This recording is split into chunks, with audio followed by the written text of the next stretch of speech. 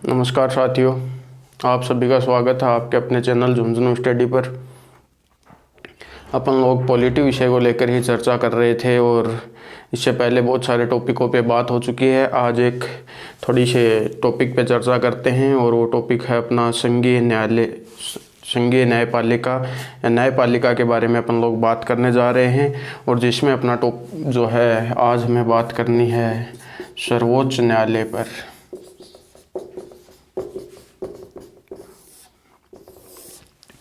आप अपने चैनल पे जाकर जो पुराने वीडियो हैं उनको लगातार देखते रहें, क्योंकि एग्ज़ाम जो हैं रेलवे एनटीपीसी वगैरह की भी नज़दीक आ रही है। और जैसे आप सबको पता है राजस्थान पुलिस की भी एग्ज़ाम होनी है, पटवारी की भी होनी है।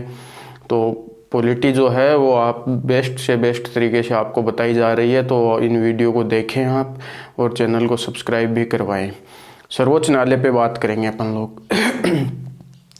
भारत की जो संघीय न्यायपालिका है या सर्वोच्च न्यायालय जिस पे बात होने जा रही है, इससे पहले थोड़ा सा संघीय न्यायपालिका जो संविधान में कहाँ उल्लेखित है इस पे बात कर लेते हैं। संघीय न्यायपालिका जो है वो संविधान के भाग 5 अध्याय 4 और अनुच्छेद 124 से 147 के मध्य वर्णित है। सीधा क्वेश्चन पूछ लिया जाता है कई बार एग्जाम में कि संघीय न्यायपालिका का उल्लेख संविधान के किस भाग में है। आपका राइट आंसर होना चाहिए 5 में। कौन से अध्याय में है, 4 में, कौन से अनुच्छेदों के बीच वर्णित है। तो आप आंसर दे सकते हैं कि 124 से 147 के बीच वर्णित है। भारत में जो न्यायपालिका अपनाई गई है, जो संघीय न्यायपालिका जो है वो एकीकृत न्याय प्रणाली है। भारत में कैसी न्याय प्रणाली है? भारत में एकीकृत न्याय प्रणाली है। आप कहेंगे एकीकृत न्याय प्रणाली मतलब, तो जैसे सर्वोच्च न्यायालय इस प्रकार से भारत के एकीकृत न्याय प्रणाली, ऊपर सर्वोच्च न्यायालय, फिर HA, फिर DC है। मतलब डिस्ट्रिक्ट कोर्ट, जिला सत्र न्यायालय द्वारा दिए गए किसी फैसले से आप असंतुष्ट हैं तो आप कहाँ जा सकते हैं? हाई कोर्ट जा सकते हैं। और हाई कोर्ट द्वारा दिए गए फैसले से असंतुष्ट हैं तो आप कहाँ जा सकते हैं? Supreme court. किस प्रकार से जा सकते हैं वो पूरी व्यवस्था की बात अपन लोग आने वाले जो बिंदु रहेंगे अपने उनमें करेंगे। लेकिन ऊपर क्या है? सर्वोच्च न्यायालय, अर्थात इसके द्वारा दिए गए फैसले के खिलाफ आप कहीं अपील नहीं कर सकते। अंतिम निर्णय किसका होगा? सुप्रीम कोर्ट का होगा। यही व्यवस्था क्या है जो है वो एकीकृत न्याय प्रणाली के अंतर्गत आती है। भारत में जो न्यायपालिका है इसके इतिहास की अगर मैं बात करूं तो 1773 के रेगुलेटिंग एक्ट के माध्यम से 1773 का रेगुलेटिंग एक्ट आया था। और 1773 के रेगुलेटिंग एक्ट में ये प्रावधान किया गया था कि भारत में एक न्यायालय स्थापित किया जाएगा। भारत में न्यायालय की स्थापना की जाएगी। स्थापना कब होती है? 1774 में। 1774 के अंतर्गत स्थापना हुई। बहुत बार एक क्वेश्चन पूछ लिया जाता है कि भारत में जो पहला न्यायालय है वो कब स्थापित हुआ। आप 1773 के रेगुलेटिंग एक्ट से स्थापित हुआ था, लेकिन कब हुआ था? 1774 में हुआ था। प्रावधान 1773 के रेगुलेटिंग एक्ट में हुआ और स्थापना 1774 में हुई कलकत्ता के अंतर्गत। और इस न्यायालय के जो मुख्य न्यायाधीश बनाए गए थे वो एलिजा एम्पे को इस न्यायालय के मुख्य न्यायाधीश बनाए गए थे। मतलब भारत के पहले न्यायालय के जो न्यायाधीश बने थे वो कौन थे? एलिजा एम्पे इसके न्यायाधीश बनाए गए थे। इसी न्यायिक क्रम के इतिहास के अंतर्गत ही भारत में आपको पता होगा भारत शासन अधिनियम 1935 आया था। भारत शासन अधिनियम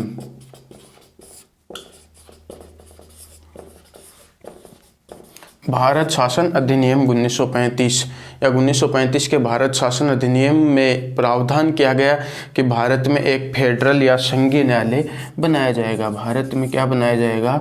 संघीय न्यायालय स्थापित किया जाएगा। भारत में एक संघीय न्यायालय या फेडरल कोर्ट बनाया जाएगा जिसकी स्थापना अक्टूबर 1937 में हुई थी।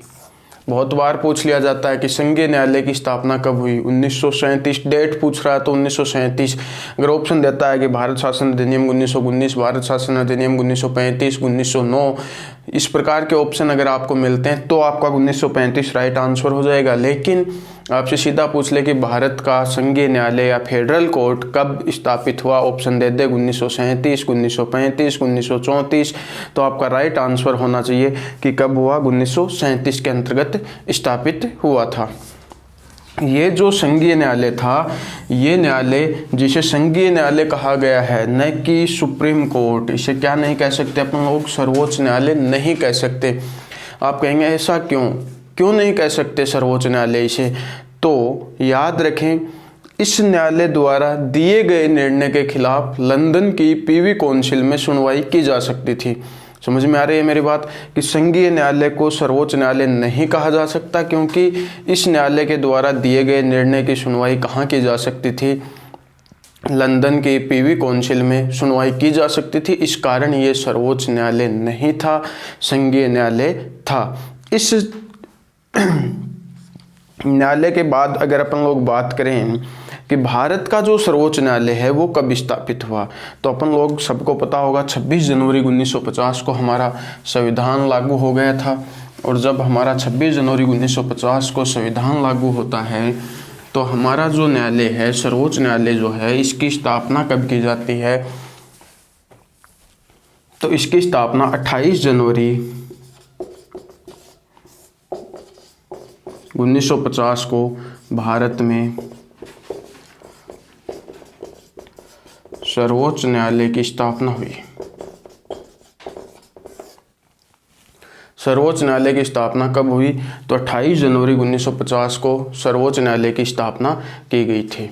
28 जनवरी 1950 को जो सर्वोच्च न्यायालय बना था, इसके मुख्य न्यायाधीश थे हीरालाल जे कानिया। हीरालाल जे कानिया। सबसे पहले तो आपके दिमाग में यही क्वेश्चन आ गया होगा कि हीरालाल जे कानिया को कैसे बनाया गया मुख्य न्यायाधीश।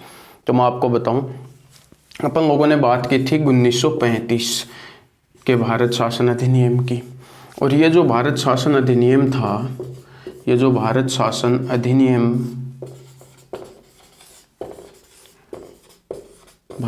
अधिनियम था, इस भारत शासन अधिनियम से 1937 में हमने फेडरल न्यायालय स्थापित किया। और जो फेडरल न्यायालय स्थापित किया गया था, उसके अंतिम न्यायाधीश जो थे, वो अंतिम मुख्य न्यायाधीश कौन थे, हीरालाल जे कानिया थे। मतलब जिस समय हमारा सुप्रीम कोर्ट जो था, इस फेडरल न्यायालय को समाप्त कर दिया हमने और सुप्रीम कोर्ट बनाया, और उस फेडरल न्यायालय के न्यायाधीश थे हीरालाल जे कानिया, और इन्हीं को हमने क्या बना दिया, सुप्रीम कोर्ट का मुख्य न्यायाधीश बना दिया था। याद रखें, हीरालाल जे कानिया से एक और क्वेश्चन मैं बता देता हूँ। हीरालाल जे कानिया, सब्यसाची मुखर्जी, ऐसे 2 सर्वोच्च न्यायालय के अब तक के मुख्य न्यायाधीश रहे हैं जिनकी पद पर रहते हुए मृत्यु हुई थी। पद पर रहते हुए कितने न्यायाधीशों की मृत्यु हो गई है, 2 की। पहले कौन थे, हीरालाल जे कानिया, जो पद पर रहते हुए इनकी मृत्यु भी हुई थी। न्यायाधीशों की बात कर रहे हैं अपन लोग, और न्यायिक प्रक्रिया के अंतर्गत ही सर्वोच्च न्यायालय में न्यायाधीशों की संख्या की बात करनी है। अनुच्छेद 124, भारत में एक सर्वोच्च न्यायालय होगा। किस आर्टिकल के तहत भारत में सर्वोच्च न्यायालय होगा, 124 के तहत भारत में सर्वोच्च न्यायालय होगा। और इस सर्वोच्च न्यायालय में एक मुख्य न्यायाधीश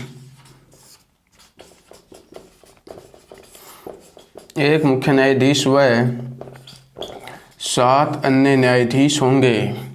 सर्वोच्च न्यायालय में एक मुख्य न्यायाधीश व 7 क्या होंगे, अन्य न्यायाधीश होंगे, आर्टिकल 124 कहता है।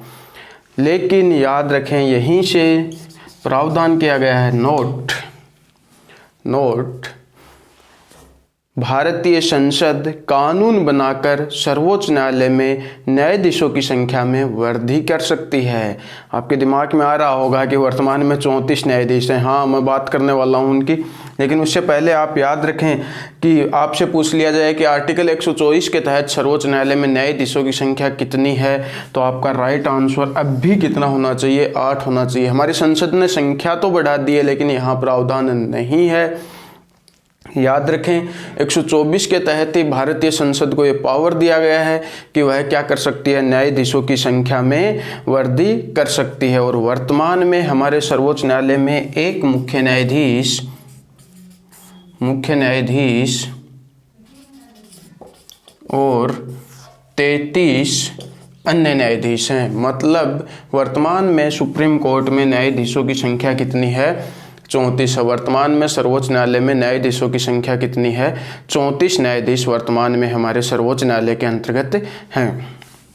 न्यायाधीशों की संख्या को ही लेकर अपन लोग बात कर रहे थे। उसके बाद बात करते हैं न्यायाधीश बनने के लिए योग्यता कि कौन सी योग्यताएं न्यायाधीश बनने के लिए होनी चाहिए। योग्यता को लेकर अपन लोग बात करते हैं। तो सर्वोच्च न्यायालय में न्यायाधीशों को की योग्यताओं को लेकर बात करें तो अनुच्छेद 124 3 जिसमें योग्यता का उल्लेख किया गया है। सबसे पहली बात, योग्यताओं को ध्यान से सुने, भारत का नागरिक हो, भारत का नागरिक हो, भारत का नागरिक हो। दूसरी योग्यता ए हो गया, बी 5 वर्ष तक किसी उच्च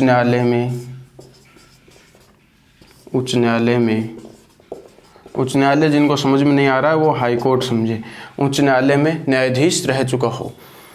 भारत का नागरिक हो, 5 वर्ष तक किसी उच्च न्यायालय में न्यायाधीश रह चुका हो, या 10 वर्ष तक किसी भी हाई कोर्ट में, एचसी में, उच्च न्यायालय में अधिवक्ता रह चुका हो। और तीसरी योग्यता जो है वो राष्ट्रपति की राय में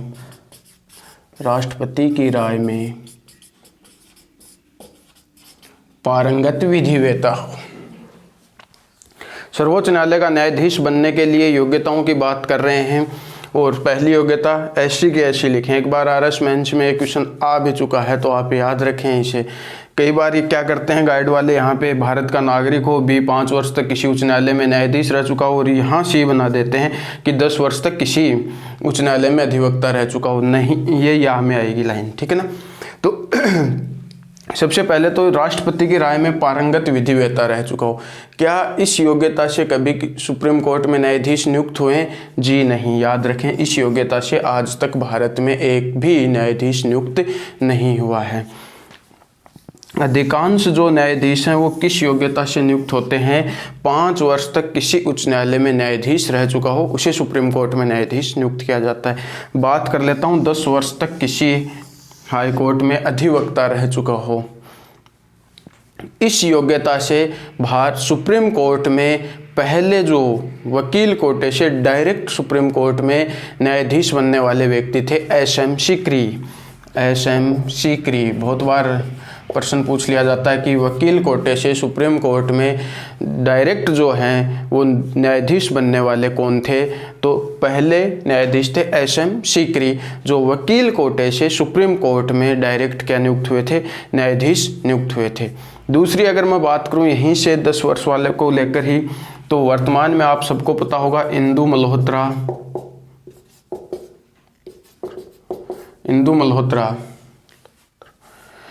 मल्होत्रा जो है वो वकील कोटे से डायरेक्ट सुप्रीम कोर्ट में न्यायाधीश नियुक्त होने वाली पहली महिला है। पहली महिला का नाम आए तो आपका राइट आंसर होना चाहिए इंदु मल्होत्रा। और पुरुष का या व्यक्ति का पूछे तो आपको उत्तर देना होगा एसएम सीकरी, जो पहले ऐसे न्यायाधीश थे जो वकील कोटे से सुप्रीम कोर्ट में क्या नियुक्त हुए थे? न्यायाधीश नियुक्त हुए थे। वर्तमान में कितनी महिलाएं सुप्रीम कोर्ट में न्यायाधीश हैं? आपके लिए एक बहुत अच्छा क्वेश्चन हो सकता है कि वर्तमान में सुप्रीम कोर्ट में कितनी महिला न्यायाधीश हैं? याद रखें 2 हैं, एक इंदु मल्होत्रा और आर भानुमति। सुप्रीम कोर्ट में वर्तमान में 2 महिला न्यायाधीश हैं। क्या आज तक कोई महिला मुख्य न्यायाधीश रही है सुप्रीम कोर्ट में? पहले मुख्य न्यायाधीश की तो बात कर चुके हैं, हीरालाल जयकानिया, और वर्तमान में शरद अरविंद बोबडे जो हमारे सुप्रीम कोर्ट के चीफ जज हैं, वो तो बातें अपन करते रहेंगे। लेकिन मेरा क्वेश्चन यहाँ से ये है इंदु मल्होत्रा के साथ में ही कि क्या आज तक कोई महिला सुप्रीम कोर्ट में मुख्य न्यायाधीश रही है? तो नहीं रही है। याद रखें, आज तक कोई भी महिला सुप्रीम कोर्ट में मुख्य न्यायाधीश नहीं बनी है। न्यायाधीश रही है मीरा साहिबा फातिमा बीबी। आप का आंसर आ रहा होगा कि मीरा साहिबा फातिमा बीबी सुप्रीम कोर्ट की पहली महिला न्यायाधीश, वो पहली महिला न्यायाधीश थी, न कि मुख्य न्यायाधीश थी। आप दूसरा क्वेश्चन ये भी सोच सकते हैं, आप पूछ सकते हैं कि क्यों नहीं बनी, क्यों सुप्रीम कोर्ट में आज तक कोई महिला मुख्य न्यायाधीश नहीं बनी। आप सबको पता होगा सुप्रीम कोर्ट में जो मुख्य न्यायाधीश बनते हैं वो वरिष्ठता क्रम के आधार पर बनते हैं। जो वरिष्ठ होते हैं उन्हें क्या बनाया जाता है, मुख्य न्यायाधीश बनाया जाता है। और वरिष्ठता क्रम तक पहुंचते पहुंचते इनका रिटायरमेंट की तिथि आ जाती है। इस कारण अभी तक कोई भी महिला मुख्य न्यायाधीश जो है वो हमारे सुप्रीम कोर्ट में नहीं बनी है। उसके बाद बात करते हैं नियुक्ति की। नियुक्ति, सर्वोच्च न्यायालय में न्यायाधीशों की जो नियुक्ति अपॉइंटमेंट है, अनुच्छेद 124 में ही इसका उल्लेख किया गया है, भारत के राष्ट्रपति के द्वारा किया जाता है। कौन करता है? भारत का राष्ट्रपति सर्वोच्च न्यायालय के मुख्य न्यायाधीश की नियुक्ति करता है। सर्वोच्च न्यायालय में न्यायाधीशों की नियुक्ति का काम कौन करता है? भारत का राष्ट्रपति करता है। किससे सिफारिश लेता है? तो न्यायाधीशों से क्या लेता है? यहाँ पर सिफारिश ली जाती है। 1993 से 1950 से लेकर 1993 तक मंत्री परिषद की सिफारिश हुआ करती थी, लेकिन 1993 में कॉलेजियम व्यवस्था के आधार पर सुप्रीम कोर्ट में नियुक्ति होने लग गई न्यायाधीशों की। कॉलेजियम की रिपोर्ट आती है, मैं बात करूंगा कॉलेजियम व्यवस्था क्या थी। एनजेक को लेकर भी अपन लोग लगातार चर्चा करेंगे। सुप्रीम कोर्ट एक बड़ा टॉपिक है, 2 या 3 बार अपनी सुप्रीम कोर्ट को लेकर बातें होनी है, तो उस समय आपको समझाई जाएगी कि कॉलेजियम व्यवस्था क्या थी। याद रखें, सुप्रीम कोर्ट में 1950 से लेकर 93 तक कॉलेजियम व्यवस्था से नियुक्ति होती थी। अब किसकी सिफारिश से होती है? जजों की सिफारिश से होती है। कौन करता है? भारत का राष्ट्रपति करता है। साथ में रखें, याद रखें, सुप्रीम कोर्ट का जो मुख्य न्यायाधीश है वो भी किसके द्वारा? वरिष्ठता के आधार पर राष्ट्रपति द्वारा नियुक्त किया जाता है। सुप्रीम कोर्ट का मुख्य न्यायाधीश किसके आधार पर नियुक्त किया जाता है? वरिष्ठता के आधार पर नियुक्त किया जाता है। क्या कई बार वरिष्ठता क्रम का उल्लंघन हुआ है? तो 2 बार वरिष्ठता क्रम का उल्लंघन भी सुप्रीम कोर्ट के न्यायाधीशों को लेकर हुआ है। वहीं अपन लोग अगर बात करें न्यायाधीशों की नियुक्ति के बाद अपन बात करते हैं शपथ की, तो सुप्रीम कोर्ट के न्यायाधीशों को शपथ दिलाने का काम भी कौन करता है? भारत का राष्ट्रपति करता है। न्यायाधीशों को शपथ कौन दिलाएगा? राष्ट्रपति दिलाएगा, या राष्ट्रपति द्वारा मनोनीत कोई व्यक्ति जो है वो क्या कर देगा? शपथ दिलाने का काम पूरा कर देगा। व्यवहार में मुख्य न्यायाधीश को शपथ दिलाने का काम करता है भारत का राष्ट्रपति, व अन्य न्यायाधीशों को शपथ दिलाने का काम जो है वो किसके द्वारा किए जाते हैं? राष्ट्रपति द्वारा मनोनीत या राष्ट्रपति द्वारा नियुक्त कोई अन्य व्यक्ति होता है वो क्या करता है? शपथ दिलाता है। वेतन भत्ते,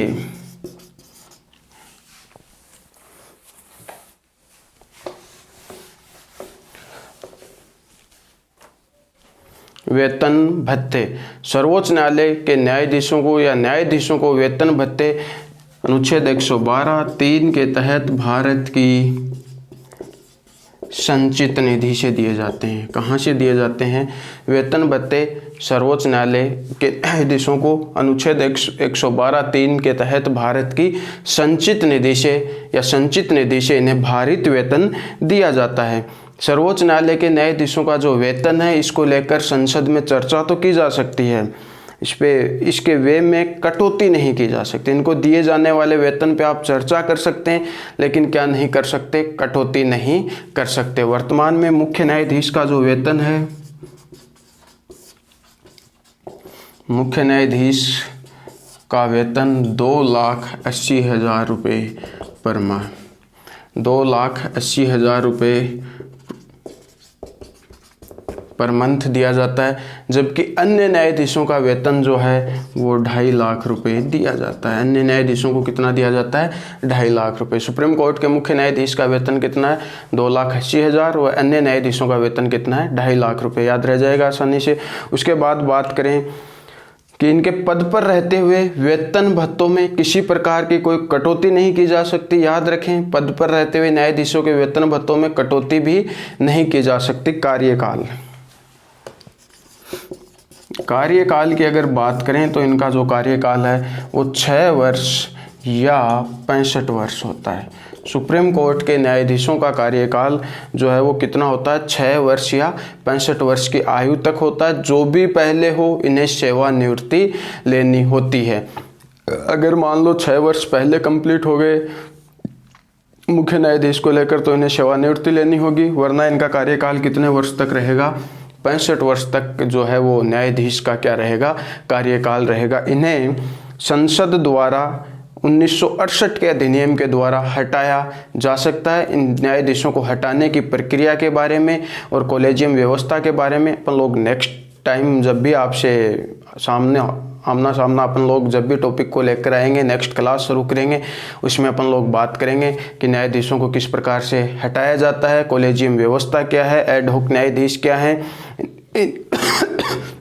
इनके कार्यों को लेकर भी चर्चा की जाएगी और सुप्रीम कोर्ट की शक्तियों को लेकर भी बातें करेंगे। तब तक के लिए धन्यवाद दोस्तों, थैंक यू।